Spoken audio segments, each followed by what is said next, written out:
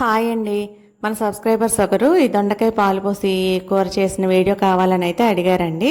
First ఒక గిన్నె తీసుకొని ఆయిల్ వేసుకొని ఉల్లిపాయ పచ్చిమిరపకాయ వేసుకొని వేయించుకోవాలి. ఈ ఉల్లిపాయ పచ్చిమిరపకాయ మరీ ఎర్రగా అయితే వేగనవసరం లేదండి. దొండకాయ వేగడానికి టైం పడుతుంది కాబట్టి కొంచెం తక్కువే వేగాలి. ఇందులో కొద్దిగా కరివేపాకు వేసుకున్నానండి. ఉల్లిపాయలు కొద్దిగా వేగిన తర్వాత ఇవి ఇంకా కొంచెం వేగిన తర్వాత దీనిలో చిన్న చిన్నగా కట్ చేసుకున్న దొండకాయ ముక్కలు అయితే వేసేసానండి.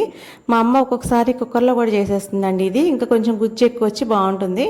ఇంకా నేను కుక్కర్లో ఎందుకులే అని చెప్పి మామూలు గిన్నెలో అయితే చేసేసుకున్నానండి. ఇలా కలుపుకున్న తర్వాత మూత పెట్టి సిమ్లో పెట్టి బాగా వేయించుకోవాలండి. ఇది ఎంత వేగితే కర్రీ అంత బాగుంటుందండి. అదే తక్కువ వేగితే మళ్ళీ ముక్క కసకసలాడుతూ అంత బాగుండదండి. నాకు ఈ దొండకాయ పాలు పోసిన కూర అంటే చాలా ఇష్టం అండి. ఇది వేగిన తర్వాత దీనిలో ఉప్పు కారం పసుపు వేసేసుకుని అయితే ఇలా సిమ్లో పెట్టే మూత పెట్టేసుకొని మగ్గించుకున్నానండి. ఈ కూర అంతా సిమ్లో పెట్టే వండుకోవాలండి. ఇది బాగా వేగిన తర్వాత దీనిలో ఒక చుక్క వాటర్ అయితే పోయాలండి. మరి వాటర్ ఎక్కువ పోసేసినా సరే ఇంకా కసకసలాడుతూనే ఉంటుంది. కొంచెం తక్కువే వేసి బాగా దగ్గరికి వచ్చే వరకు ఉడికించుకోవాలి. బాగా ముక్క వేగితేనే ఇది ఈ కూరలో టేస్ట్ అండి. బాగా ఇది దగ్గర పడిన తర్వాత దీనిలో కొంచెం పాలు అయితే పోసుకోవాలండి.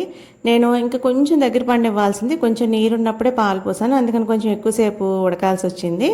ఇంకా ఆవు పాలు మానేసిందండి. ఇంకా గేదె పాలు కొనుక్కుంటున్నాము. ఇంకా గేదె పాలే పోసానండి దీనిలో. ఇది చూడండి ఇలా దగ్గర పడిన తర్వాత కట్టేసుకుంటే భలే ఉంటుందండి పాలు పోసిన దొండకాయ.